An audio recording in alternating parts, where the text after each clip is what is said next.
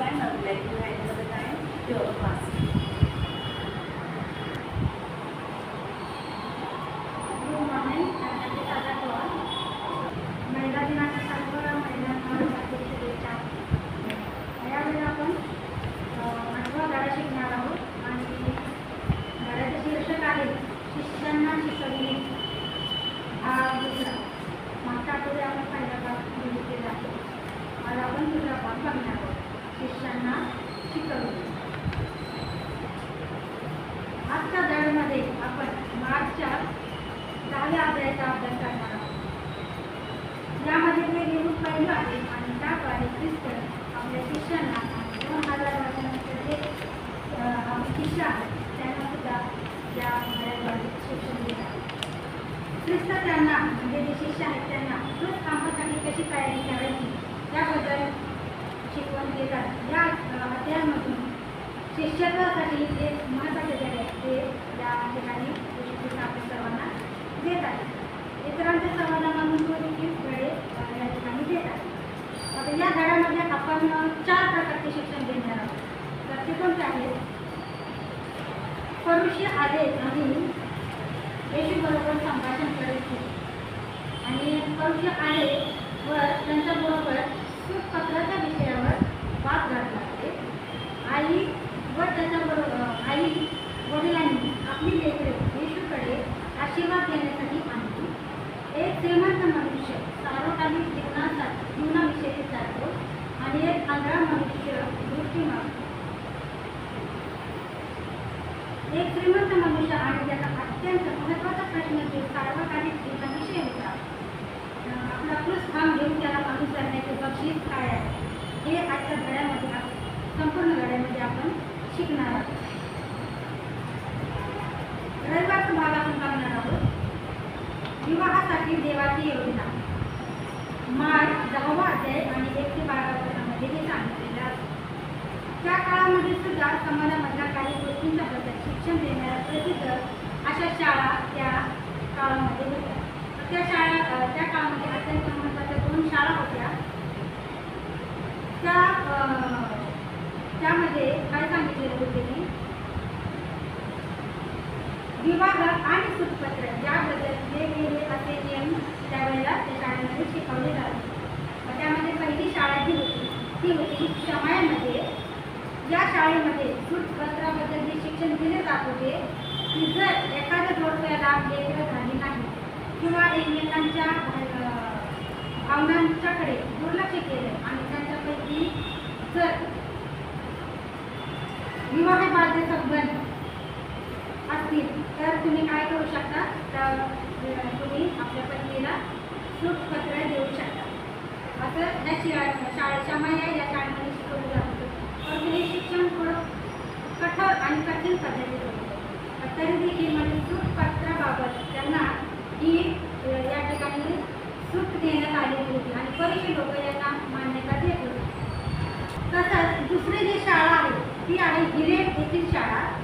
ती अधिक सूट देणारी होती. त्या शाळेमध्ये देखील काय केलं होतं, बरेचसे लोकांनी सूटपत्राविषयी सूट दिली होती. जवळजवळ कोणत्याही कारणासाठी सूटपत्रास परवानगी देत होती. जरी त्यांची सूटपत्रास परवानगी देण्याची प्रक्रिया अधिक गुंतागुंतीची होती. त्या शाळेत थोडीशी धीर देण्यात आलेली होती. इथं काय सांगितलं होतं, त्या दोन्ही शाळांमध्ये म्हणजे सूटपत्राविषयी जे सांगितलं होतं त्यांनी काय केलं होतं की तुम्ही बाबा सूटपत्र आपल्या पत्नीला देऊ शकता. म्हणजे आता त्यांची मान्यता होती. याबद्दल जर आपल्याला काही विचारायचं असेल तर विचारू शकतो. सर्वांनी धड्यामध्ये सहभागी व्हायचे आहे. दोन्ही शाळा पुरुषांच्या आसपासच्या शाळा होत्या. त्यावेळेस सूटपत्राबद्दल हे शिक्षण अत्यंत गंभीर पद्धतीचं होतं. फरिशी लोक ख्रिस्ताच्या या शिक्षणाबद्दल येशू ख्रिस्ताचे मत काय आहे हे पाहून त्याला पकडण्याच्या प्रयत्नामध्ये होते. तर फरिशी लोक कसे होते तुम्हाला सगळ्यांना माहीत होते. ते कुठल्या ना कुठल्या कारणाला तरी येशूला धरण्यासाठी बघत होते आणि येशू ख्रिस्त कुठं चुकतो का म्हणजे त्यांना त्या येशूला पकडता येईल या गोष्टीची ते काय करत होते, वाट बघत होते. कारण हे आपणास माहीत आहे की त्यावेळेस त्यांच्या शिक्षणाच्या किंवा त्यांच्या विरुद्ध जाणं हा एक प्रकारचा गुन्हा मानला जातो. फरिशी लोकांनी हा ख्रिस्ताला प्रश्न ख्रिस्तावर विचारण्यामागे एक अत्यंत मोठं ख्रिस्त विरोधी कारस्थान त्यांना पुढे आणायचं होतं. हा प्रश्न विचारून जर येशू ख्रिस्त कुठल्या ना कुठल्या कारणात शब्दात जर सापडला तर त्याला आपल्या मनाने काय होईल? फाशीची शिक्षा. येशू ख्रिस्त सापडला त्यांच्या याच्यात तर त्यांना माहिती आहे की आम्हाला काहीही न करता लोक काय करू शकतात? त्याला फाशीची शिक्षा देऊ शकतात. म्हणून ते त्याला काय करत होते? प्रश्नामध्ये अडकवत होते. आणि त्यांची इच्छा तेच होती की येशू ख्रिस्ताला आपण कुठल्या ना कुठल्या कारणात त्याला धरावं आणि लोकांच्या हाती द्यावं. म्हणजे त्याला काय होईल? कठोर शिक्षा होईल. त्याला आपल्या मनात काय होईल? फाशीची शिक्षा होईल आणि त्याला शिरच्छेद होईल. ही मनोवृत्ती बाळगून पुरुषांनी त्याला काय केलं होतं? हा प्रश्न या ठिकाणी विचार. ज्या ठिकाणी येशू ख्रिस्त होता त्या ठिकाणी त्या प्रश्नाबद्दल अत्यंत मोठी चर्चा सर्व जनसमाजामध्ये करत होती. कारण की हेरोदाने आपल्या पत्नीला सोडचिठ्ठी दिली होती आणि त्याने आपल्या भावाच्या पत्नीशी काय केला होता? विवाह केला होता. आता सोडचिठ्ठी बद्दलच या शाळेमध्ये शिक्षण देत होते. तर मग हेरोद हा तर राजा होता नाही का? सगळ्यांना माहिती. पण त्याने देखील काय केलं होतं की आपल्या पहिल्या पत्नीला सूटपत्र दिले होते आणि आपले भावज जी आहे भावाची पत्नी त्यासोबत त्याने लग्न केलं होतं. आणि या ठिकाणी थोडीशी लोक काय करत होते की हेरोद राजाबरोबरच येशू ख्रिस्त कुठं धावतो का? आपल्याला प्रश्नामध्ये म्हणजे हेरोद राजाबरोबर येशू ख्रिस्ताला देखील त्यांना काय करायचं होतं? पकडावायचं होतं आणि त्यामध्ये त्याला अडचणीत पाडायचं होतं. म्हणून त्यांनी काय केलं होतं? पुढे त्यांनी प्रश्न केला होता पुरुषी लोकांनी. ही फक्त चर्चा वेळोवेळी आणि वेगवेगळ्या ठिकाणी चालली होती आणि हे किती वाईट आहे असं जर कोण म्हणेल तर त्याला हेरोद काय करायचं? शिक्षा द्यायचा नाही का? कारण तो राजा होता. राजाच्या विरोधात कोण बोलणार नाही का?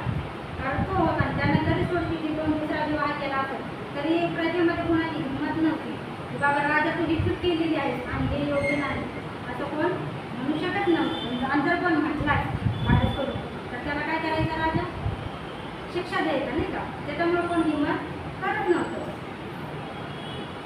मात्र बाप्तिस्मा करणारा योहान या गोष्टीला काय करत होता? नेहमी विरोध करत होता. आणि ही गोष्ट किती चूक आहे हे तो हेरोद राजाला अगदी स्पष्टपणे सांगत होता. तर हे सर्व किती बेकायदेशीर आहे हे योहान स्पष्टपणे बोलत होता. त्यामुळे त्याचा काटा काढण्यात आला होता. त्याचा काटा कसा काढण्यात आला बरं तुला माहिती आहे का? पण सांगू शकतो? योहानाचा बोलायचे योहानाचा तो काटा काढला त्यावेळेला तो कुठं होता? योहान हेरोद राजाच्या कैदेत होता नाही का? आणि त्या ठिकाणी काय झालं होतं? हां, हेरोद राजाचा त्या दिवशी वाढदिवस होता आणि मग वाढदिवसाला काय केलं? त्याची जी भावजी आहे तिच्या मुलीनं त्या ठिकाणी काय केला होता? डान्स केला होता. आणि मग त्या राजाने मग तिला काय त्या ठिकाणी बरेच लोक होते म्हणजे पार्टी चालली होती एका राजाने तिला काय सांगितलं होतं की तू काही जरी मागितलं माझ्याकडे तर मी तुला दे. कारण त्या दिवशी त्याचा वाढदिवस होता आणि आनंदात होता, खुशीत होता नाही का? त्याला असं सांगितलं होतं तिला. मग ती नाचली आणि सर्वजण खुश झाली. त्या ठिकाणी काय केलं? तिनं जर राजानं तिला विचारल्यावर तिनं काय तिच्या आईला विचारलं की आई मी राजाकडे काय जर मागवलं. मग आईनं काय केलं होतं? आईला माहीत होतं की योहान जो आहे तो माझ्या विरुद्ध आणि राजा हेरोद यांच्या विरुद्ध आहे नाही का? आमच्या विरुद्ध बोलतो स्पष्टपणे बोलतो. आणि त्याच्यामुळे मग तिनं काय केलं होतं की ती जाऊन म्हणजे मुली लागते तू असं जाऊन सांग की मला योहानाचं हे पाहिजे सबका झालं महाराजाचं शिव हो नाही. आणि मग ती मुलगीनं तसंच जाऊन सांगितलं आणि मग ते काय केलं हेरोद राजानं. अजून त्यावेळेस त्याची इच्छा नव्हती खरं तर की योहानाचं शिरच्छेद व्हावा म्हणून. पण त्या मुलीनं मागितलं त्याच्या शब्दाला तो मागे करू शकला. मग त्याला काय केलं ते योहानाचं शिर कापून म्हणजे दुसऱ्या माणसाला सांगितलं त्याने ते कापून टप्प्यात घालणार आणि ती भेट काय केली त्या मुलीला त्यांनी त्या ठिकाणी असं सोडचिठ्ठी करण्याबाबत येशू ख्रिस्ताने सुद्धा काहीतरी विरोधात बोलावं आणि त्याचा मृत्यू घडून आणावा यासाठी महत्त्वाचा प्रश्न या ठिकाणी विचारला गेला.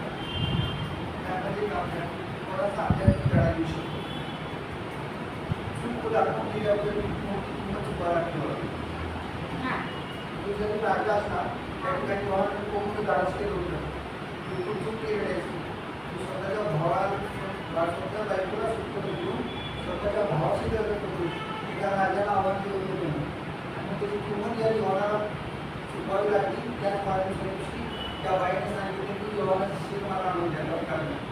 आणि दाखवून द्यावं लागलं म्हणजे कधी कधी बघा चूक दाखवून दिल्याबद्दल माणसाला शिक्षण होतं. आणि ती शिक्षण एवढा बघावं लागली. आणि त्याच्यासाठी जर येशू जर कचऱ्यात सापडला असता तर दुसऱ्या शिरी येशू ख्रिस्ताचा आहे. आणि म्हणून या ठिकाणी आपण पुढे बघणारच आहे येशू ख्रिस्ताने कशी कलाटणी केली त्यांच्यापासून ते बरोबर. जेव्हा हा सोडचिठ्ठी बाबतचा प्रश्न पुरुष लोकांनी ख्रिस्ताला विचारला त्यावेळेस अत्यंत चालाखीने ख्रिस्ताने त्याला उत्तर दिलेलं आहे. त्याच्या उत्तरामध्ये उलट या दोघांच्यासाठी प्रश्न ठरलेला होता. ख्रिस्त म्हणाला याबाबत त्यांना मोशेची काय आज्ञा. यावेळी त्यांनी या ठिकाणी प्रश्न केला होता नाही का सोडचिठ्ठीबाबत पुरुष लोकांनी की पत्नीला सोडचिठ्ठी देणे योग्य आहे का. त्यावेळेस त्यांना काय वाटलं होतं की येशू ख्रिस्त काहीतरी अनुचित उत्तर देईल आणि मग तो आमच्या कचाट्यात सापडेल. परंतु येशू ख्रिस्ताने त्यांना काय केलं उत्तर न देता त्यांनी येशू ख्रिस्ताने उलट प्रश्न केला. त्यांचा काय प्रश्न केला. ख्रिस्त म्हणाला याबाबत त्यांना मोशेची काय आज्ञा. येशू ख्रिस्त त्यांना म्हणाला की बाबा तुम्हाला माहिती नाही का मोशेनं ज्या आज्ञा घेऊन ठेवल्या त्याबद्दल तुम्हाला काही माहीत आहे का. त्यामध्ये मोशेनं तुमच्यासाठी काय आहे हा प्रश्न त्यांनी त्या ठिकाणी त्यांना केलेला आहे. मग यावर उत्तर देत असताना पुरुष लोकांनी अनुवाद 24 अध्याय 1 ते 4 यामधून येशू ख्रिस्ताला उत्तर दिलं होतं. मग अनुवाद 1 ते 4 वचन आपण काढूया काय सांगितले त्या ठिकाणी. अनुवाद 24 अध्याय आणि 1 ते 4.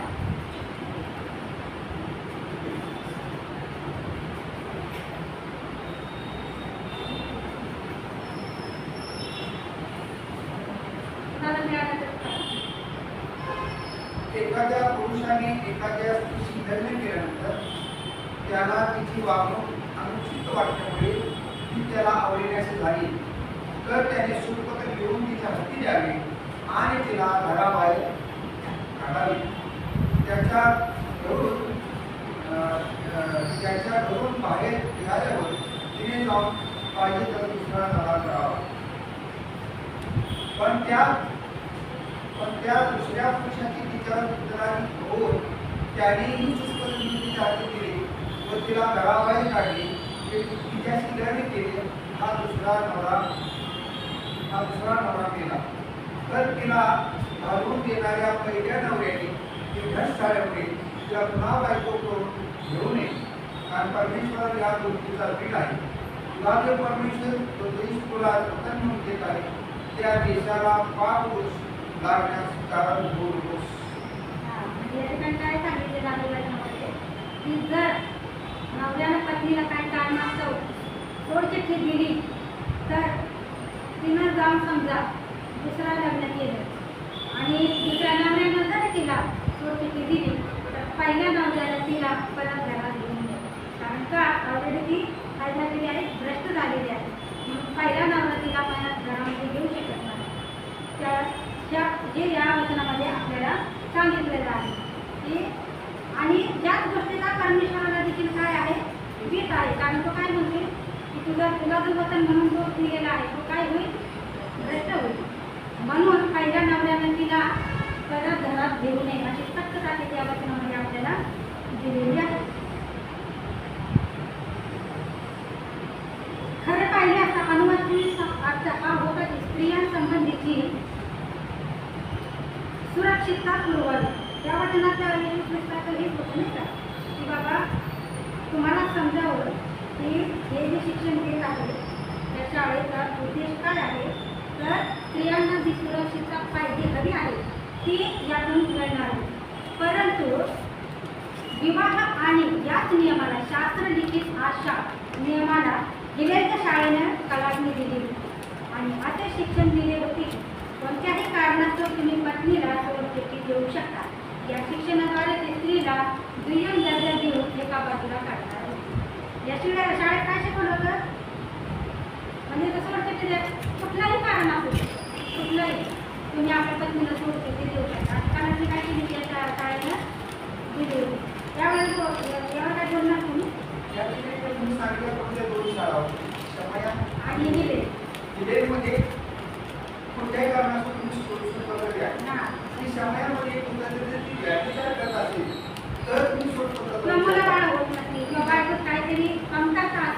या ठिकाणी पुढे जाऊन येशू ख्रिस्त काय सांगतोय की त्या दोन्ही शाळांना तलाक दिली आहे. दोन्ही शाळा येशू ख्रिस्ताला बंद पडल्या आहेत. त्याच्या उत्तरात येशू ख्रिस्त काय म्हणतोय की सुखपत्र देण्यासाठी तुम्हाला जोडलंच नाही. हा विषय डोक्यातच काढा. येशू ख्रिस्त पकडायला बोलतो ते सुखपत्राबद्दल. येशू ख्रिस्त काय म्हणतोय की तुमची निर्मिती जी केलेली आहे सोडण्यासाठी नाही. हे माझ्या हाडातल्या आणि मांसाचे मांस कशासाठी आहे? मांस तोडायसाठी का मांस कापायसाठी नाही. विभक्त नाही. येशू ख्रिस्ताची इच्छा आहे देवाची. एक प्रश्न काय सांगतोय काय लोक आता देवाचं नर नारी म्हणजे स्त्री पुरुष असे नवरा बायको असंच निर्माण केलं. म्हणून काय सांगतोय विवाहासाठी देवाची योजना हीच आहे. आणि म्हणून उत्पत्ती 1:24 मध्ये सांगते जास्त पुरुष आपल्या आपल्या स्त्रीशी जोडून राहील. आणि जी हिरेक शाळा आहे तीच पाश्चात्य देशामध्ये चालू आहे. मग आता आपण काही ठिकाणी बघतोय की आणि म्हणून बाळासाहेब जर येशू ख्रिस्ताला ह्या शाळा बंद करायची आहेत म्हणून कुठल्याही कारणास्तव येशू ख्रिस्ताने तुम्हाला सुखपत्र देण्यासाठी जोडलेलं नाही. तुम्हाला नेहमी एकत्र राहावं. येशू ख्रिस्ताने त्यांना कुठंच उत्तर केलेलं नाही. उलट त्यातूनच त्यांना काय केलेलं आहे त्यांना प्रश्न विचारलेला नाही का. परमेश्वराने तर स्त्री आणि पुरुष नवरा निर्माण केलेलं आहे. काय काय लोक तर किती 2-2-3 लग्न करतात. त्याचं काही म्हणजे परमेश्वरानं ते त्याचं काही निर्माण केलेलं आहे ना. पुढं बघूया हा सगळा वाद करण्याऐवजी येशू ख्रिस्त डायरेक्ट उत्पत्तीच्या पुस्तकाचा आधार घेतो. त्या ठिकाणी विवाह संदर्भात देवाची मूळ योजना काय होती यावर तो भाष्य करतो. तिथं तो हे स्पष्ट करून सांगतो की देवाने स्त्री आणि पुरुष ही 2 मनुष्य उत्पन्न केली आणि विवाहानंतर ते एक देह झाले. पुरुष आपल्या आई बापात सोडून देईल आणि ते काय होतील एक जीव होतील आणि ते जगून राहतील आणि त्यांना कोणत्याही मनुष्याने सोडू नये. ख्रिस्त या ठिकाणी अत्यंत महत्त्वाचे शिक्षण आपल्याला बायबलद्वारे देत आहे. तर येशू ख्रिस्ताने आपल्याला या ठिकाणी सांगितलेलं आहे नाही का की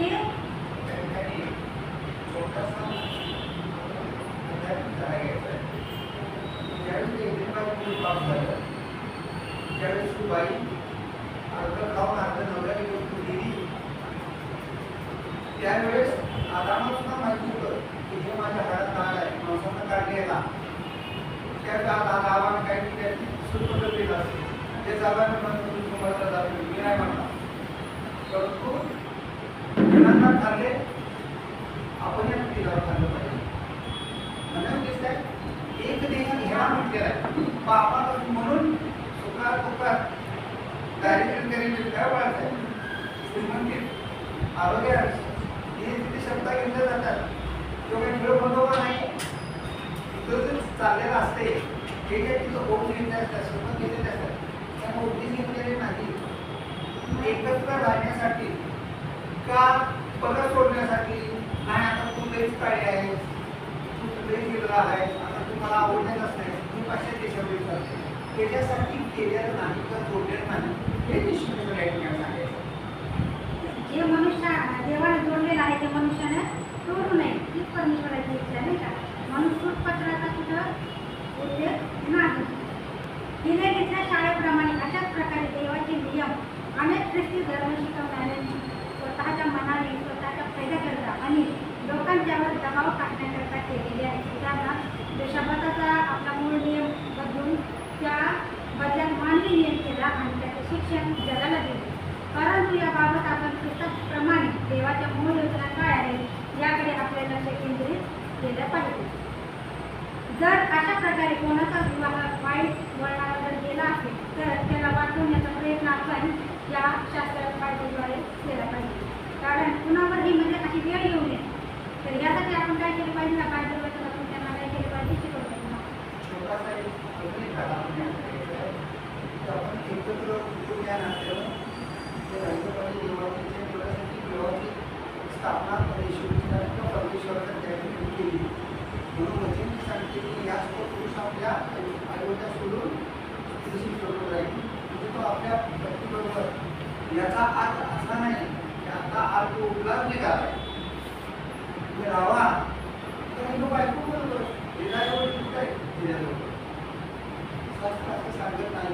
या शास्त्राला खूप आधार आहे. आज आपण बघतो गायनिंग आर्टिस्ट लोक आणि खूप कुठं आहे का आपण काय आश्रमामध्ये कुठं माता म्हातारी म्हणजे याचा जराकडे काय विचार आहे की तुम्ही याचा अर्थ असा नाही की तुझ्या बायकोला घेऊन राहा ते आहे की काय वापरतो आई वडिलांचा पण सांभाळ केला पाहिजे. सगळी कामे पूर्ण कुटुंबियांना तुम्ही सर्व एकत्र राहून देवाची विवाहावरती योजना आहे. या टोकाला जाण्याच्या अगोदर आणि निर्णय घेण्याच्या अगोदर पती पत्नीने एकमेकाच्या डोक्यावर हात ठेवून प्रार्थना करावी. कोणी केली आहे? कवच नाही. तेव्हा केली काय त्याला वाईट म्हणते की त्यांच्यासाठी pray for them and pray for each other. Submit your self to the God. वाचा ते पत्र मी तुम्हाला याच्यावरती टाकेन मी यूट्यूबवरती. Good morning. घरातला जो माझ्याकडे जो भाग आज आहे तो सोमवारचा आहे.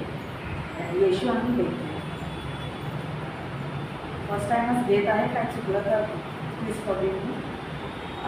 आपण मार्कचा 10:13 ते 16 वचन वाचतो. ज्याने आपले लेकरे त्याचकडे आणले त्याच्यासाठी येशूने काय केले. आपण वचन वाचूया.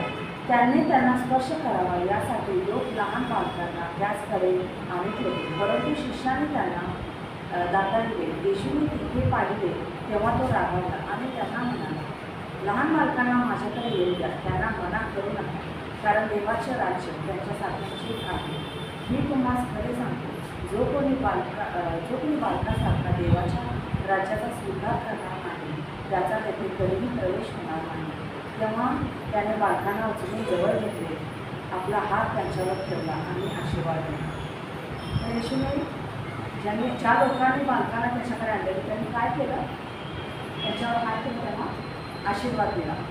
इथं आपण मार्क 10 या वचनामध्ये ख्रिस्त लेकरांविषयी सांगतो की ख्रिस्त लेकरांच्या द्वारे कसा आपल्या शिष्यांना धडा शिकवत आहे हे त्यात सांगितलं आहे आणि त्याच्यासाठी लेकरे किती महत्त्वाचे आहेत हे स्पष्ट करून तो सांगत आहे. म्हणजे येशू ख्रिस्तासाठी लेकरे असे त्यांनी तर शून्य म्हणजे छोटी गोष्ट अशी मानलेली. सगळ्यात लेकरं त्याला प्रिय होते आणि ते खूप प्रायोरिटी त्यांना देत होतं. पहिली प्रायोरिटी लेकरांसाठी. आजच्या या आधुनिक जगामध्ये जसे स्त्रियांना डिलिव्हरी होण्याकरता सुरक्षिततेने बालकाचा या जगामध्ये जन्म होण्यासाठी अत्यंत चांगल्या सुविधा उपलब्ध आहेत. आज आपण बघू शकतो स्त्रियांसाठी डिलिव्हरी होण्यासाठी भरपूर सुविधा आहेत. औषधं आहेत, मेडिकल आहेत, डॉक्टर आहेत चांगले. पण पूर्वीच्या काळची गोष्ट मला सांगायची आहे की पूर्वीच्या काळामध्ये अशा प्रकारची सुविधा नव्हत्या आणि लेकरं तर व्हायला आले. लेकरांची इच्छा खूप होती, त्याच्यामध्ये मुलगाच हवा. सुविधा नव्हत्या त्यावेळेस काही काय म्हणतो आपण मेडिकल नव्हत्या, डॉक्टर्स व्यवस्थित नव्हते. तर पूर्वीच्या काळी ज्यावेळेस स्त्रियांची डिलिव्हरी करायची असेल तर कोणाला बोलत होते? ताई सुई. तर त्यांच्याद्वारे ते डिलिव्हरी करत असत. जसं ती सांगत तसंच आणि घरामध्ये तिला बोलवून आणायचं तुम्ही. तर आणि समजा काही कॉम्प्लिकेशन जर असेल तर काय विचार करायला हवा ना. एखाद्या सुद्धा कॉम्प्लिकेशन असेल तर ती सोयी कशी करत असेल. आजकाल आपल्याला माहिती झाली डॉक्टरांच्यामुळे की काय होतं. आधुनिक तंत्र आले म्हणजे भरपूर सुविधा आपण वाचतो याच्यावर. पण पूर्वीच्या काही काय करत असेल. पण एवढं सोपं नव्हतं पूर्वी बायकांना डिलिव्हरी मुलांना जन्माला घालणं. अत्यंत म्हणजे खूप धोक्याची ही बाब होती. मुलांना जन्म घालायचा, त्याच्यामध्ये नवीन जन्म हा एक धोक्याचा प्रसंग असायचा. यामुळे त्या संस्कृतीमध्ये लेकरांना विशेष मुलांना खूप महत्त्व प्राप्त केलं जातं. मुलगी झाली तर पण विचारत नव्हतं. मुलगी झाली म्हणजे निराशा असते घरामध्ये. आताही आहे पण आताही आता जरा हे झालेलं पूर्वी जास्त होतं ना. हो पूर्वी जास्त होतं की मुलगी झाली म्हणजे त्या स्त्रीला पण फार बोललं जायचं काय काय. परत त्या मुलीकडे तर त्या बाळाकडे लक्ष दिलं जात होतं आणि मुलगा झाला तर त्या घरात आनंद उत्सव. त्या स्त्रीला पण फार तुला आहेच ती काय करत होते मुलीबरोबर. तर त्यावेळी असं पण मुलगा झाला तर त्या घरात खूप म्हणजे आनंद उत्सव. पण मुलींना मुलगी झाली म्हणजे एकदम खालच्या ह्याच्याशी समजायचे. त्यावेळी रोम या जगामध्ये काय झालं, रोम या जगामध्ये जे मुलं जन्माला येताना कुरूप असतील किंवा वेडं म्हणजे त्यांचं सुंदर नसतील किंवा वेडेवाकडे ॲबनॉर्मल सारखे जर असतील तर त्यांना किंवा आईवडिलांच्या इच्छेविरोधात जर त्यांचा जन्म झाला असेल अशा मुलांना नदीमध्ये फेकण्यात येते. अशा मुलांना विचार करून पण कसं वाटतं, छोट्याशा बाळाला नदीमध्ये फेकण्यात येते. कोणत्या मुलांना जे वेडेवाकडे ॲबनॉर्मल असेल, मुलगी झाली असेल किंवा इच्छेविरुद्ध हां, तर अशा मुलांना नदीमध्ये फेकण्यात येत होते. हां, त्यांना नदीत फेकण्यात येत किंवा त्यांना नष्ट करण्यासाठी जो मार्ग अवलंबता येईल तो मार्ग वापरत होते मुलीचा नष्ट होण्याकरता.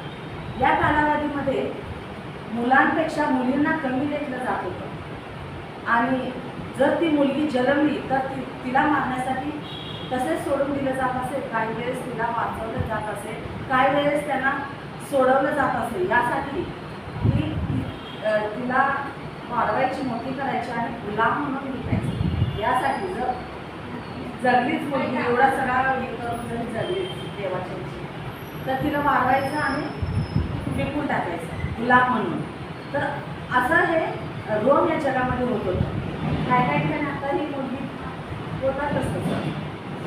तर परमेश्वर येशू काय सांगतो, परंतु ख्रिस्त सर्वांच्यावर प्रीती करणारा होता. मग तो कुरूप असो किंवा बेडब असो किंवा कसंही झालेला असो, प्रभू सर्वांच्यावर प्रीती करतो. ख्रिस्ताला माहीत आहे की अशा निरागस मुलांच्या सारखंच मन असणाऱ्या लोकांना स्वर्गाच्या राज्यात प्रवेश होणार आहे, त्यांना स्वर्गाचं राज्य मिळणार आहे. मुलांना निरागसच म्हणजे त्यांना काहीच माहीत नसतं ना, चांगलं वाईट घाण स्वच्छ काहीच माहीत नसतं त्यांना.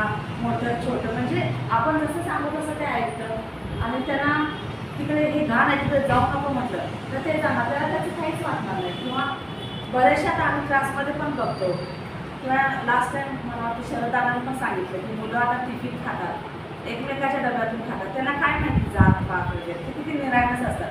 त्यांनी किती घेतलं, मला किती आलं, काहीच कळत नाही. म्हणजे मुलं एकत्र येऊन म्हणजे त्यांना काहीच कळत नाही. सांगायचं काय आता आपल्याला किती आपण खूप विचार करून खूप कॉम्प्लिकेशन तयार करतो, पण त्या मुलांच्या काहीही तसं नसतं. आणि अशा ह्या निरागस मुलांसारखं जर मन असेल तर त्यांनाच काय होतं, स्वर्गाच्या राज्यात प्रवेश मिळणार आहे. यापूर्वी देखील मार्क 9 अध्यायामध्ये येशू ख्रिस्ताने शिष्यांना स्वर्गाचे राज्य कसे लहान मुलांसारख्यांचेच आहे हे शिकवले होते. परंतु कदाचित या सर्व गोष्टी शिष्य विसरले किंवा त्यांनी त्याच्यावर जास्त लक्ष दिले नाही किंवा त्याला जास्त प्रायोरिटी दिली नसेल. म्हणजे तिथं सांगितलं आहे की 9व्या अध्यायामध्ये की एखाद्या मुलीला अशुद्धात्मा मुलाला एखाद्या अशुद्धात्म्याने पकडलेलं असतं आणि ते अशुद्धात्मा काढायसाठी तो बाप येतो तिथे, पण त्यांच्यातून काय ते निघत नाही. तर बाप शेवटी येशूकडे येतो, म्हणतो मी आणलं होतं माझ्या मुलाला, पण तुमच्या शिष्यांचं कोणते काय झालं नाही. त्यावेळेस देवाला वाईट वाटतं की तुम्हाला मी किती सांगू, विश्वास ठेवा.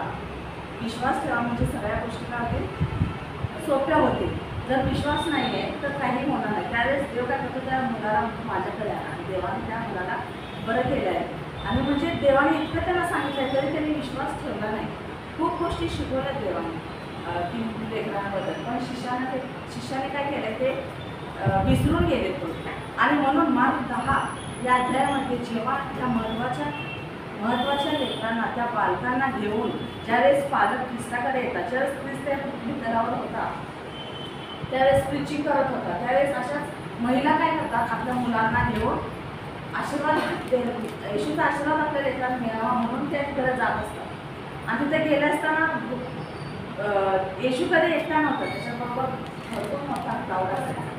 त्याच्यामुळे शिष्य पण तिथं होते. शिष्य ज्यावेळेस बघतात की ह्या स्त्रिया भरभर चालल्यात गर्दीतून, पण मग शिष्य म्हणतात थांबा तुम्ही कुठं चाललाय, तिथे म्हणतात आमच्या मुलांना पण देवाचा आशीर्वाद मिळावा यासाठी आम्ही आलेलो आहोत. मग त्यावेळेस शिष्य म्हणतात की तुम्हाला दिसत नाही का की येशू कामात आहे, ते हीच बिझी. तर ते त्यांना काय असं वाटतं की शिष्याला की हे एक फार मोठं काम आहे प्रीचिंग करायला. लेकरांना कोण घेणार? लेकरं म्हणजे जाव खेळून देत वगैरे असं. तर त्यांना शिष्याला आपले देव या छोट्या शुल्लक कामाला एवढं महत्त्व देणार नाही. त्यावेळेस येशू बघतो आणि त्याला ते फार वाईट वाटतं, त्याला राग येतो आणि तो काय म्हणतो शिष्यांना, ख्रिस्ताकडे येण्यास मनाई करू नका. म्हणून त्या बालकांना घेऊन त्याचे पालक ख्रिस्ताकडे येत होते. त्यावेळेस शिष्य त्यांना अडवत होते. त्याच असा समज झाला होता की अशा प्रकारच्या हलक्या प्रीतीची कामं ख्रिस्त कदाचित करणार नाही, मुलांना आपल्या जवळ येऊ देणार नाही आणि म्हणून शिष्य येणाऱ्या सर्व लोकांना अडवत होते.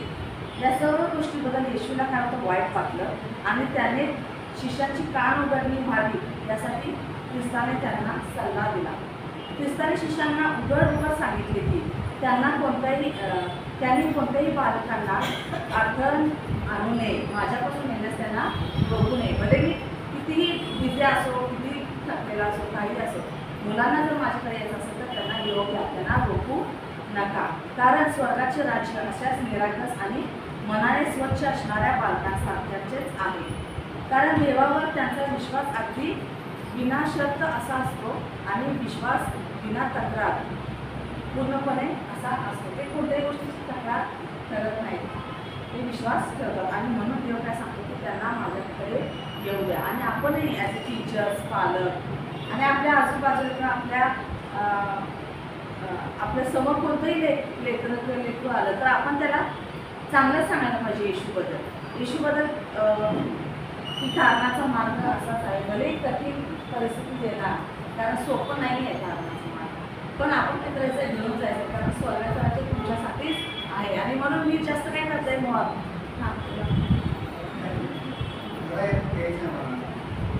शिष्य येशू ख्रिस्ताबरोबर होते, या बायका स्त्रिया मुलांना घेऊन येत होते. कारण लेकरांना इग्नोर केलं जायचं, त्याचा तो प्रश्न होता, हा रोगी बरा करतोय आणि चमत्कार करतोय, गोंधळ काढतोय. लेकरांचं काय, आम्ही काय आपली लढाई घ्यायचा, आम्ही आमच्या लेकरांना खूपच करतो, कोणी धरत नाही आपण लेकरांना. या ठिकाणी बघा, आमचा संदेश फक्त मोठ्यांना काढण्यासाठी होतो, त्यांच्यासाठी नाही. दुसरी गोष्ट हे झालं मंडळीमध्ये मंडळीची जबाबदारी, घराची माझी जबाबदारी काय. कारण ह्या भूतला तुम्ही काही घेऊन जाणार नाही, समजून राहतात. जर सर्वात प्रश्न असेल तर तुम्ही तुमचं कुटुंब सुद्धा स्वर्गामध्ये असलं पाहिजे, तुमची लेकरं असली पाहिजे. आणि शेवटी तुम्हाला विचारेल, मला विचारेल, तुला 2 मुलं दिली तरी राहायची, त्याचं उत्तर आम्हाला द्यावंच लागेल त्यासाठी. आणि म्हणून वाटते, कारण अशी वाटते की आपण सॅकल्सकर डिपार्टमेंटचा कार्यक्रम घेतला लहान मुलांना माहीत कोरडा समोर घेतला की कोरडं ही इग्नोरन्सी कुठल्याही घरातून चालू झाली आहे. अनेक आपण शिक्षक आहोत, 100 पोरांना 50 पोरांना वर्गातल्या मुलाला शिकवले, तर घरातले एकट्या मुलाला शिकवायला मिळणार आहे. त्याला आपण काय करतो, मुलांना बाजूला ढकलायला आपण मुलांच्या वरती कोणी येशू ख्रिस्त काय म्हणतो की तुम्ही मुलांना काय करू नका, बालकास मज करून इंडिया परमेश्वर. आणि म्हणून या ठिकाणी लढ्यामध्ये एरिंग वाटची पोझिशन आहे शेवटच्या भागावर की तुम्ही मुलीला समजण्यासाठी वाचा की लेकरांना कशापैकी आपण लढवलं पाहिजे. म्हणून लेकरांना तुम्ही करू नये,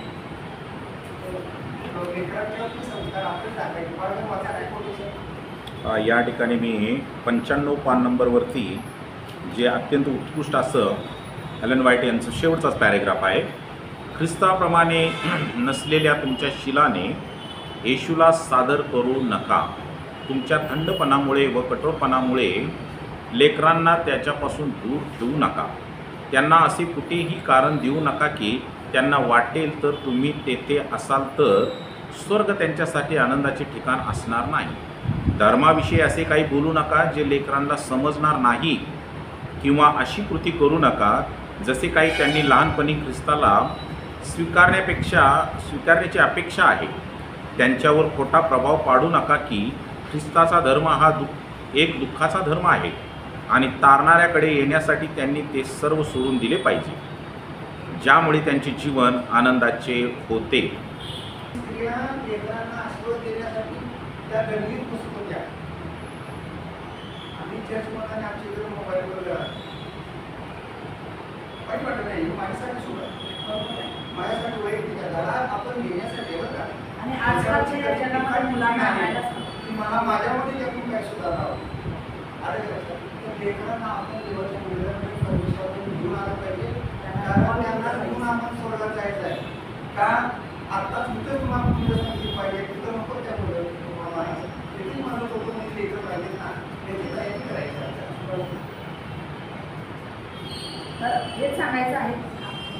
पूर्वी ना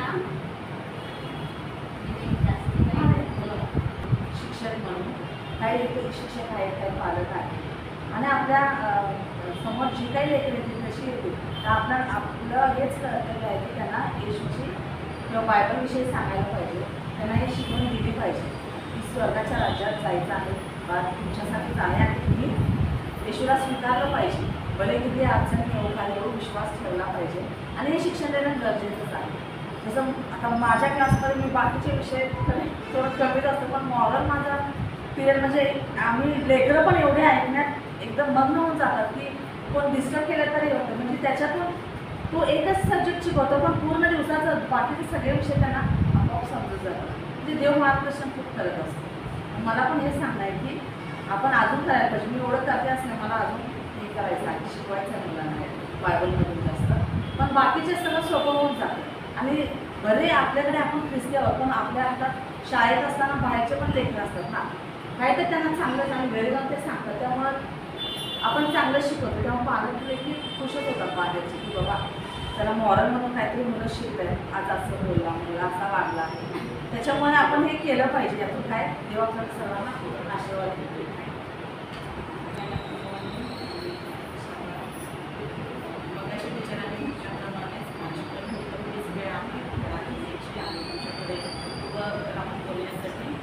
काही चुकत असेल तर ती क्षमा असावी.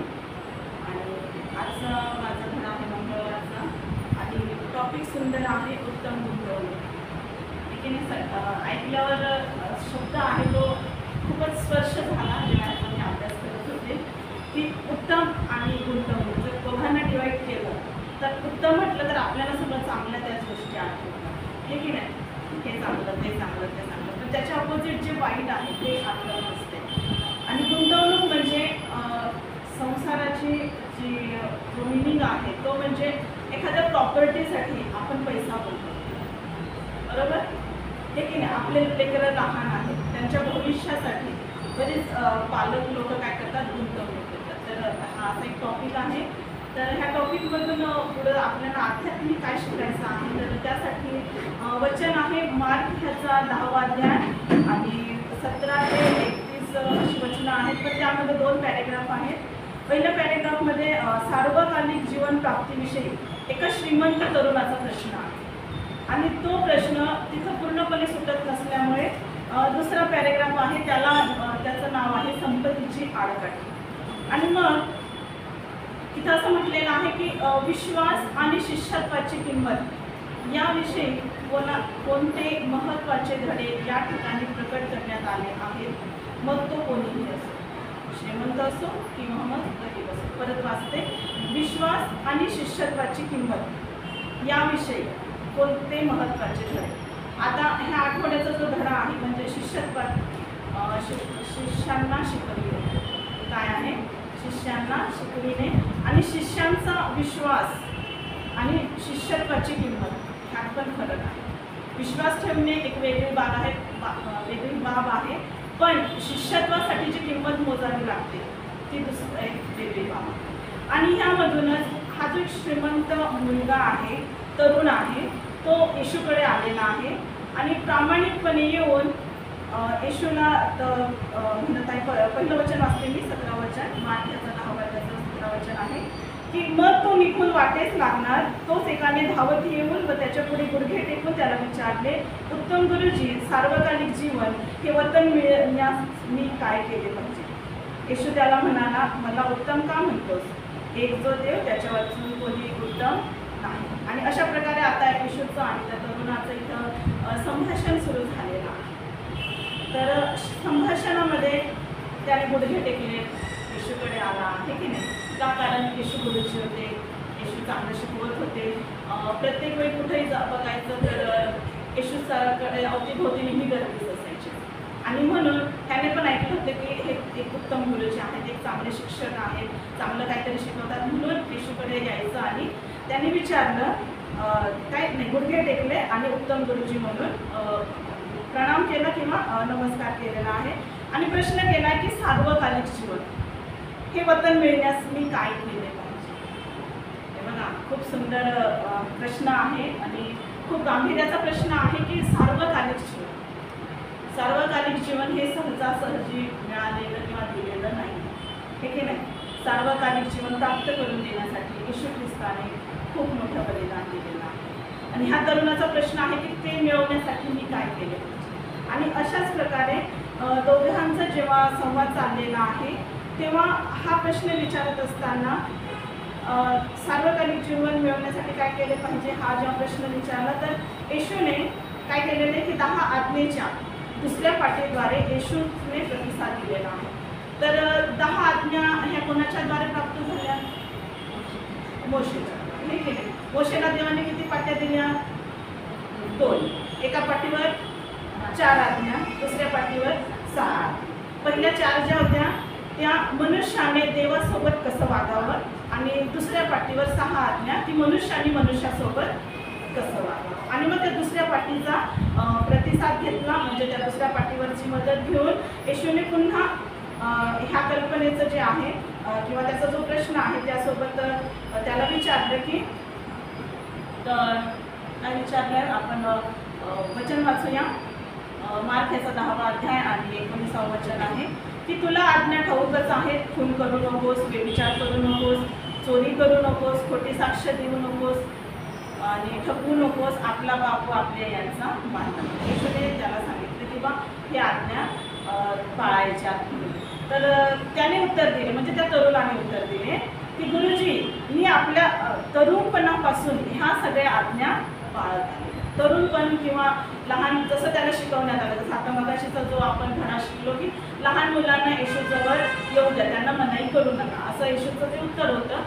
त्यालाच थोडासा आधार घेऊया की आपण जे विश्वासणारे लोक आहात, आपण लहानपणापासून लेकरांना शिकवतो, हे की नाही, प्रार्थना करणं शिकवतोय, वचन शिकवतोय, पाठ करणं शिकवतोय, सगळ्या गोष्टी आज्ञा पाळणं शिकवतोय, बरेच वचनं पाठ करून त्यांना ते बोलायला लावतोय. तशाच प्रकारे हा तरुण सुद्धा म्हणत आहे, काय म्हणत आहे हा व्यक्ती की मी तर तरुणपणापासून ह्या सगळ्या काय करते पाळत आहे.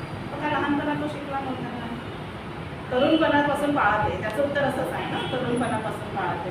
पण त्याने जे काही सांगितलं तर त्याचाच हा एक प्रामाणिकपणा किंवा आदर अशा गोष्टी लक्षात घेऊन येशूने फक्त त्याची परीक्षा पाहावी, ह्या प्रामाणिकपणाची परीक्षा पाहण्यासाठी त्याला सांगितलं की काय की सर्व काही विकून तू माझ्या मागे ये. बघा, आपल्या जो टॉपिक आहे उत्तम गुंतवणूक, हां, आणि त्यालाच अनुसरून जे थीम आम्ही आलेले की विश्वास आणि शिष्यत्वाची किंमत चुकवली. मग त्याला येशूने काय म्हटलं की तू ते घर काय कर, विकून टाक, गोरगरिबांना वाटून दे. तरुणाला अवघड झालं, त्या व्यक्तीला अवघड होता, खूप कठीण होत आहे त्याला इथं की आता सार्वकालिक जीवन मी मागण्यासाठी आलेलो आहे किंवा ते मिळवण्यासाठी काय केलं पाहिजे, माझा हा प्रश्न आहे. आणि येशूचं उत्तर काय आहे की ते तू काय कर, विकून टाक. ते सहज सोपं होतं का? हे की नाही. आणि म्हणून तो दुःखी झाला, मनुष्य दुःखी होऊन विकून गेला असं म्हटलेलं आहे. आणि कारण त्याच्याकडे फार खरे पाहता तो खरोखर आज्ञा पाळीत नव्हता. फक्त त्याला येशूकडून ते विचारून घ्यायचं होतं आणि आपलं मनाचं समाधान करून घ्यायचं होतं आणि आपलं जे जीवन आहे ते त्याला तसंच जगायचं. हे येशूने पण ओळखलं. पण जेव्हा आपण येशूला अनुसरत आहोत, जेव्हा आपण आता येशूवर विश्वास ठेवून जीवन जगत आहोत, तर काय येशूला विरोध करायचा आहे का श्रीमंतीचा? येशूला विरोध करायचा आहे का? श्रीमंत होणं हे चुकीचं आहे का? श्रीमंती ही आशीर्वादानेच मिळालेली आहे. कारण अब्राहमाचा जो आशीर्वाद आहे तो आपल्यापर्यंत आज चालत त्या आहे. मुलाने विचारलं ना हा. की स्वर्गाचे राज्य राज्य काय? हे जे प्रश्न विचारले म्हणून त्यांनी काय सांगितलं की सर्व संपत्ती विकत माझ्या मामाची ते त्याला कठीण झालं. ते कठीण झालं. म्हणजे ती शिष्यत्वाची जी किंमत होती ती अशा प्रकारे त्याला चुकवायची होती, परंतु तो चुकवू शकत नव्हता. आणि एक उदाहरण म्हणून मी तुम्हाला सांगते, जसं म्हणजे मला आठवलं की जर त्या व्यक्तीला त्याची श्रीमंती सोडून किंवा त्याची धनसंपत्ती सोडून येशूच्या मागे तो येऊ शकत नव्हता, मग योसेफाला तर किती कठीण परिस्थितीतून जावं लागलं. तो पण श्रीमंत होता की नाही, वाडवडिलांपासून 12 भाऊ होते, आई वडील होते, आणि विशेष म्हणजे त्याच्या वडिलांनी याकोबाने तर कितीतरी संपत्ती मिळवली होती आपल्या मामाच्या घरी राहून, हे की नाही. आणि ते सगळं घेऊन ते वेगळे राहिलेत. आणि अशाही परिस्थितीमध्ये जेव्हा तो योसेफ लहानपणापासून देवाच्या आज्ञेत होता, सगळ्या गोष्टी चांगल्या असताना त्याचे भाऊ त्याला विरोध करत होते. का तर तो देवाकडून दर्शन घेत होता आणि ते दर्शन घरात सांगत होता, आणि म्हणून भाऊच त्याचे विरोध झाले आणि त्याला विरोध. पण योसेफाचं काय वाईट झालं ना? नाही. कितीतरी वर्षानंतर देव त्याच्यासोबत राहिला आणि योसेफ देवासोबत प्रामाणिक राहिला आणि त्याच्यामुळे तो त्याच देशाचा मंत्री झाला. ठीक आहे नाही. दुसरं एक उदाहरण बघूया इयोबाचं, जुन्या करारामधून. बाळासाहेबांनी म्हटल्याप्रमाणे अगदी बरोबर आहे की आज आपल्या जीवनामध्ये आपण कुठली गोष्ट अधिक प्रिय मानतो नाही का, ती प्रिय मानत आहोत म्हणजेच पहिली आज्ञा आपण बोलत आहोत. आणि आपण ह्याचं लक्षात म्हणूनच उदाहरणार्थ काय आहे म्हणजे आपण देव कशाला मानतो.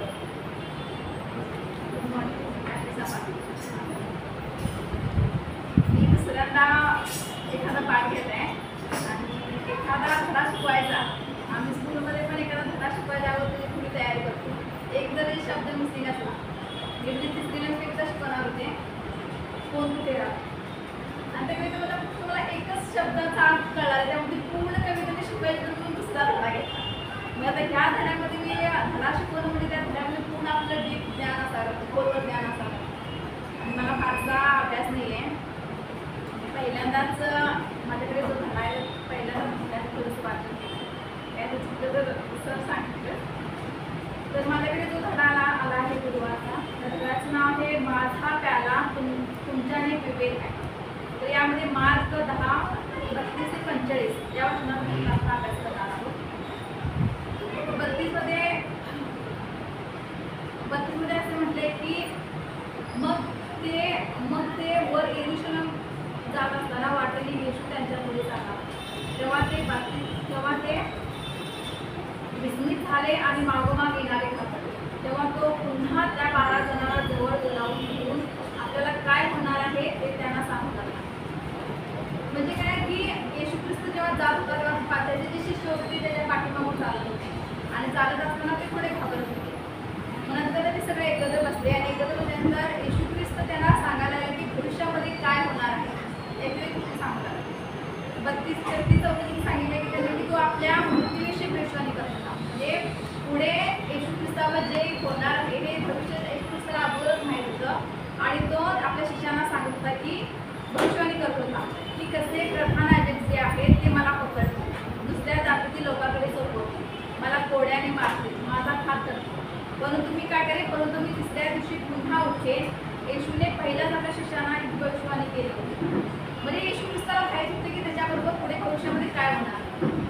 त्यानं ते बोलत असताना काय झालं की येशू ख्रिस्त एकूण 12 शिष्य होते, त्यामध्ये 2 शिष्य म्हणजे याकूब आणि योहान हे दोघे आले आणि म्हणाले की गुरु, आमची अशी इच्छा आहे की आम्ही जे तुझ्याकडे मागणार आहोत, ते शिष्य 2 आले आणि म्हणाले की आम्ही जे तुझ्याकडे मागणार आहोत ते तू आमच्यासाठी केलंच पाहिजे, म्हणजे तू करावं.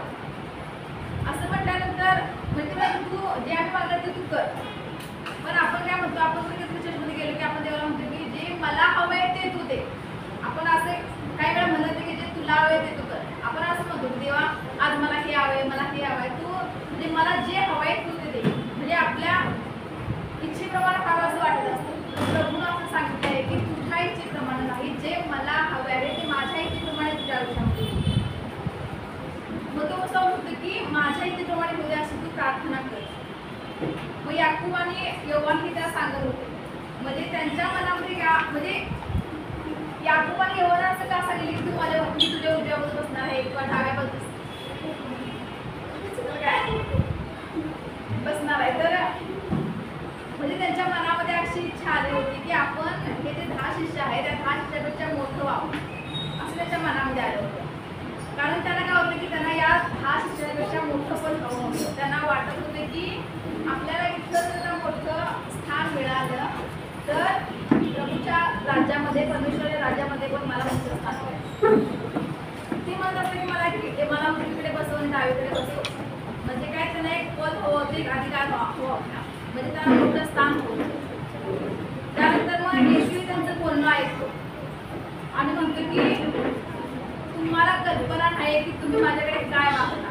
येशू म्हणतो की तुम्ही फक्त माझ्या उजवीकडे बस असं म्हणालाय, डावीकडे बस असं म्हणालाय, म्हणजे तुम्ही माझ्या बरोबर आहे पण तुम्हाला कल्पना नाही की तुम्ही माझ्याकडे काय मागता. तो म्हणतो की मी ज्या कटोऱ्यातून पाणी पिणार आहे तो तुम्ही पिऊ शकाल का, किंवा मी जो बाप्तिस्मा घेणार आहे तो तुम्ही घेऊ शकाल काय. म्हणजे येशू ख्रिस्ताला काय म्हणते की मी भविष्यामध्ये जे दुःख सहन करणार आहे, जे भविष्यामध्ये माझ्या वाट्याला घेणार आहे ते तुम्ही सहन करू शकणार आहात. त्यानंतर यहोवाने आपण आले की हा जे तुम्ही कटोऱ्यातून पाणी पिणार आहात ते आम्ही पिऊ, जो तुम्ही बाप्तिस्मा घेणार तो आम्ही घेऊ. म्हणजे तुम्ही जे दुःख सहन करणार आहात ते दुःख आम्ही पण सहन करू. पण त्यांना माहीत होतं, यहोवाने याकोबाला माहीत होतं की आम्हाला भविष्यामध्ये किती दुःख सहन करावं लागणार आहे. प्रभू नंतर म्हणतो की प्रभू 40व्या वचनामध्ये म्हणतो की तुम्ही कटोऱ्यातून पाणी प्याल, दुःख पण सहन कराल, पण तुम्ही म्हणतो की ठीक आहे तुम्ही म्हणता तुम्हाला माझ्या उजवीकडे बसायला डावीकडे बसायला ठीक आहे, मी जे सहन करायचे तुम्ही सहन करा. पण तो म्हणतो की तुम्हाला उजवीकडे बसायचं आहे की डावीकडे बसायचं आहे हे काम माझं नाही, हे काम परमेश्वराचं आहे. बसा रे मुलांनो, लवकर बसा. केलेले आहे बसा खाली लवकर. किंवा डावीकडे बसा.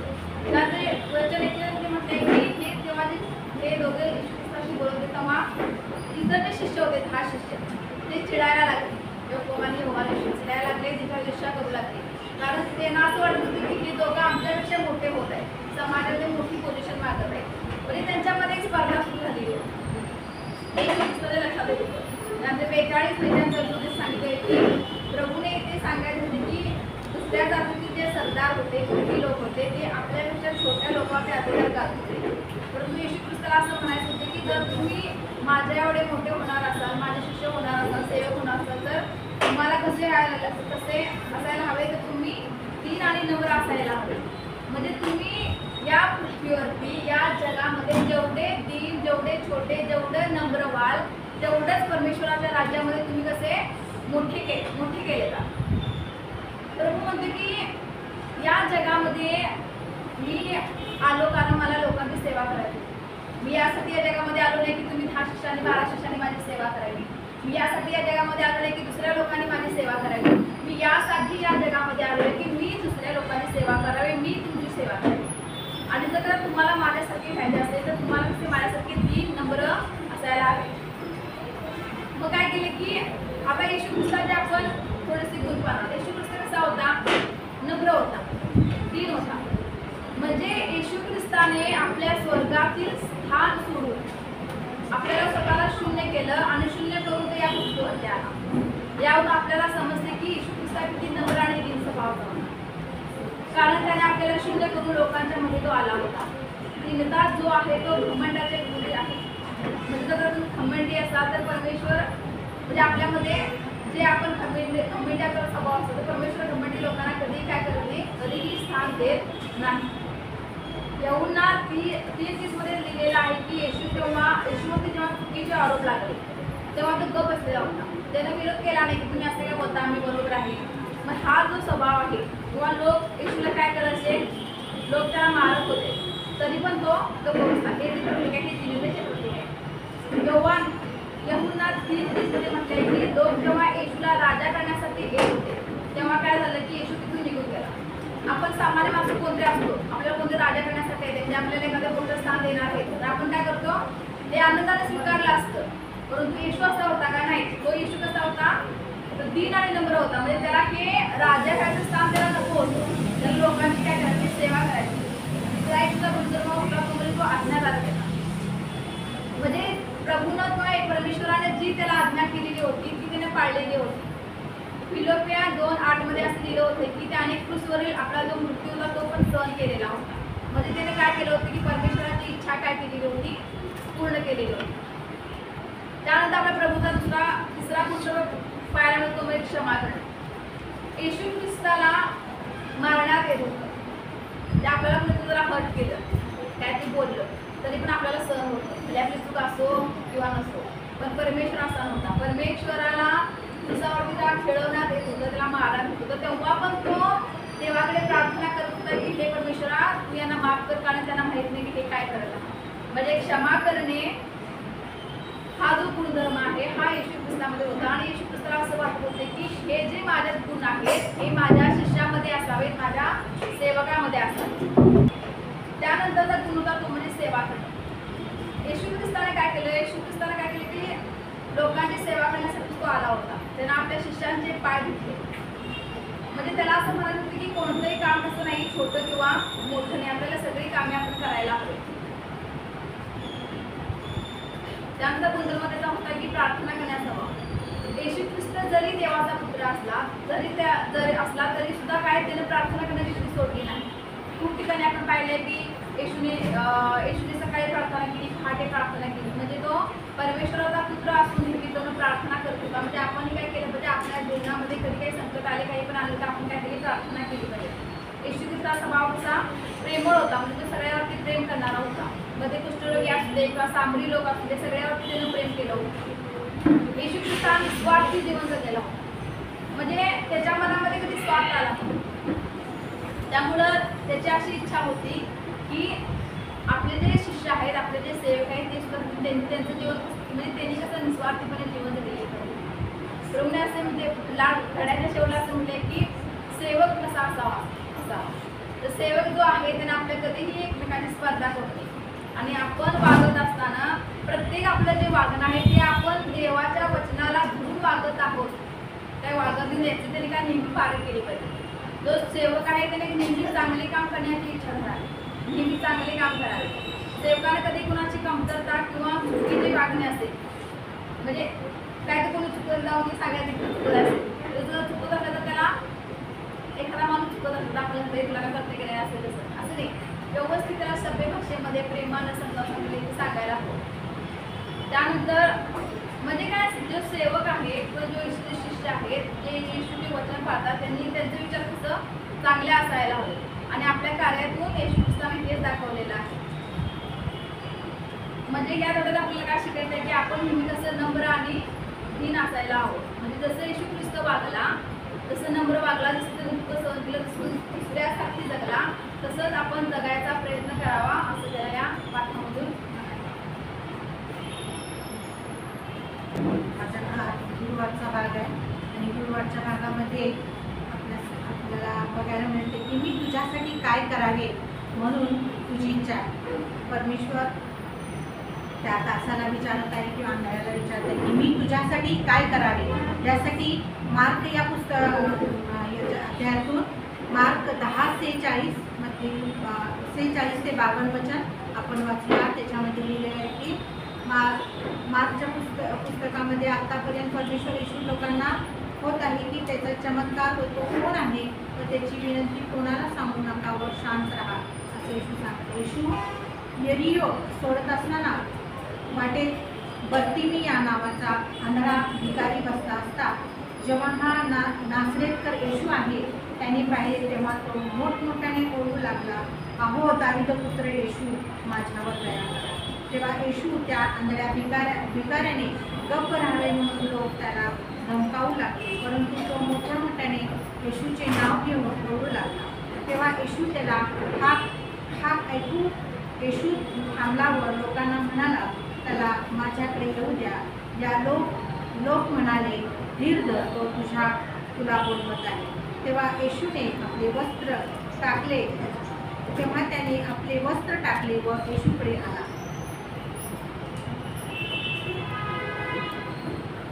येशू त्याला म्हणतो, तो मी तुझ्यासाठी काय करावे म्हणून तुझी इच्छा आहे. येशू आंधळ्याला म्हणतो, जा, तुझ्या विश्वासाने तुला बरे केले आहे. तेव्हा लागलाच त्या दृष्टी आली व तो वाटेने येशूच्या मागे चालू लागला. त्या आंधळ्याचा एक आंधळ्या दासाचा बर्तिमेचा तिथे धडा दिलेला आहे, त्यातून आपण काही प्रश्न समजून घ्यायचे आहेत फक्त.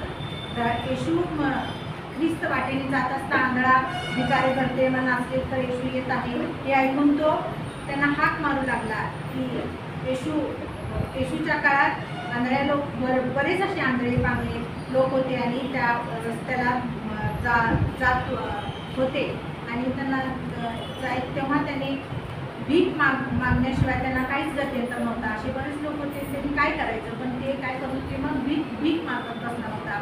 आणि जरी तो शारीरिकरित्या आंधळा असला तर तो शरीराने फक्त डोळ्याने आंधळा होता, पण कानाने त्याला ऐकू येत होते, त्याला समजत होते की मी आंधळा आहे. आपण येशू त्या ठिकाणातून जात असताना तो मोठ्याने आता ते येशू जात आहे तर आता मी काय होणार, बरं होणार म्हणून त्या येशू जाणाऱ्या त्याच वाटेवर तो थांबला आणि त्याला वाटलं की आता आपण बरे होणार, म्हणून तो त्या विश्वासाने त्या ठिकाणी तो थांबला होता आणि तो मोठ्याने हाक मारत होता की मसीहा, दाविदाच्या पुत्रा, माझ्यावर दया कर.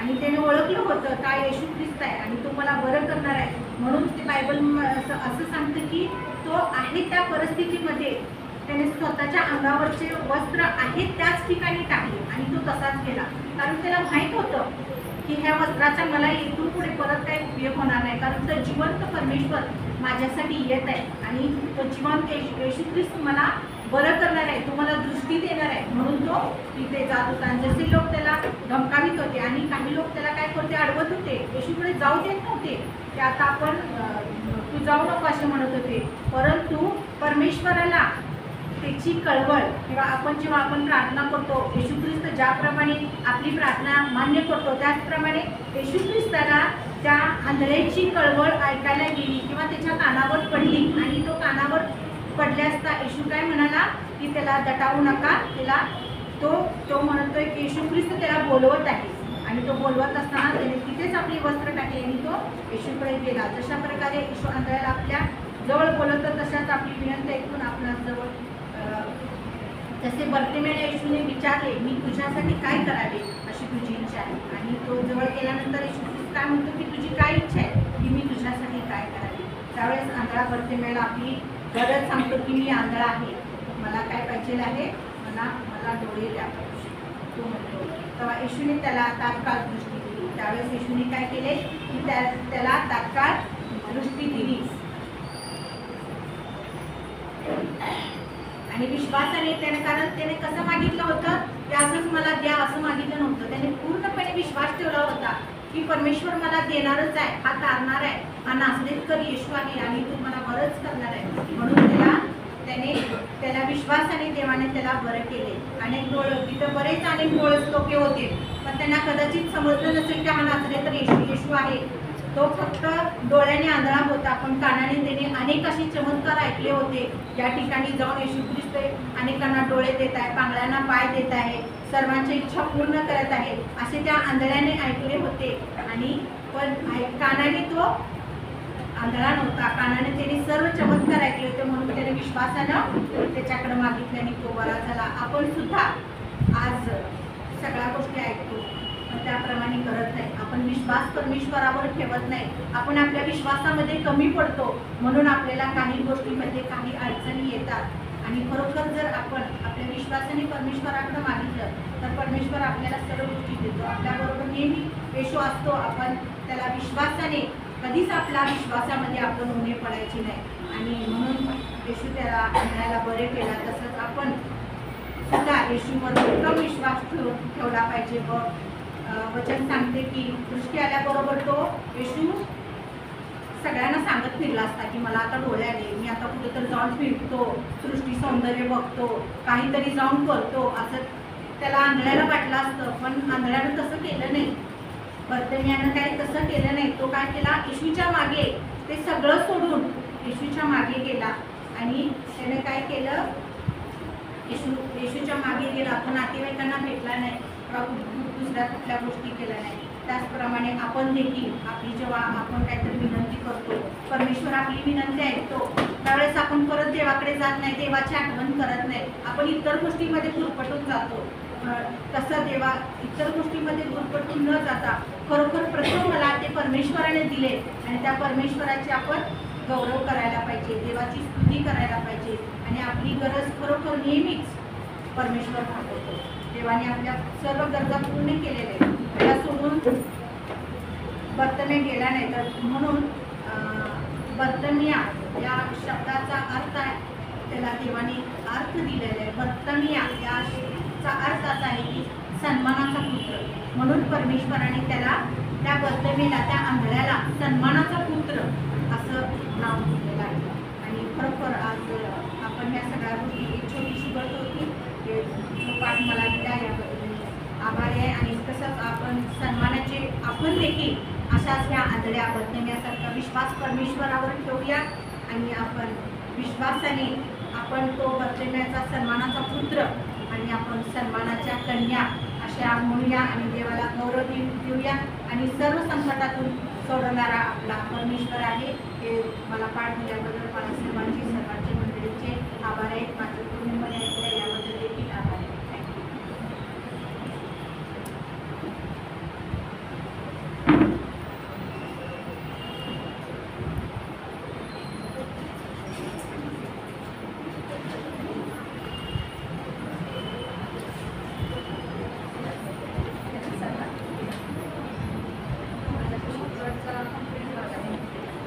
अधिक विचार येशू नेहमीच लेकरांचा चेहरा त्याने त्याची बालिशपणाची दया आणि त्याची उघड आणि प्रभावित न झालेली होती याचा स्वीकार केला. त्याच्या शुद्ध ओठातून निघणारी आदराची स्तुती त्याच्या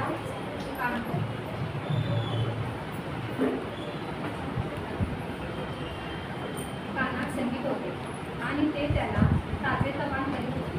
जेव्हा सुखी आणि दोन्ही लोक संपर्काद्वारे त्याच्यावर प्रभाव आणत होते, जेथे कुठे तारणारा गेला त्याच्या चेहऱ्यावरील कणवळूपणा आणि त्याची सौम्य दयामय पद्धत यांनी लेकरांची प्रीती व भरवसा जिंकला.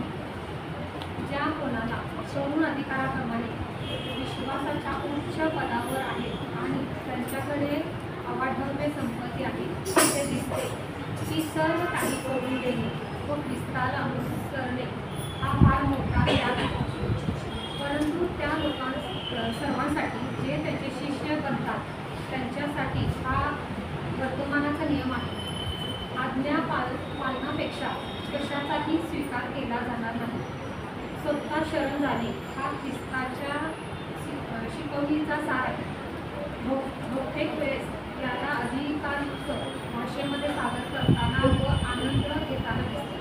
कारण मनुष्याला साधण्यासाठी इतर कुठल्याही मार्ग नाही. यापेक्षा की त्या गोष्टी काढून टाकाव्यात ज्या तुम्ही जर मनोरंजन म्हणून घेतल्या तर ते संपूर्ण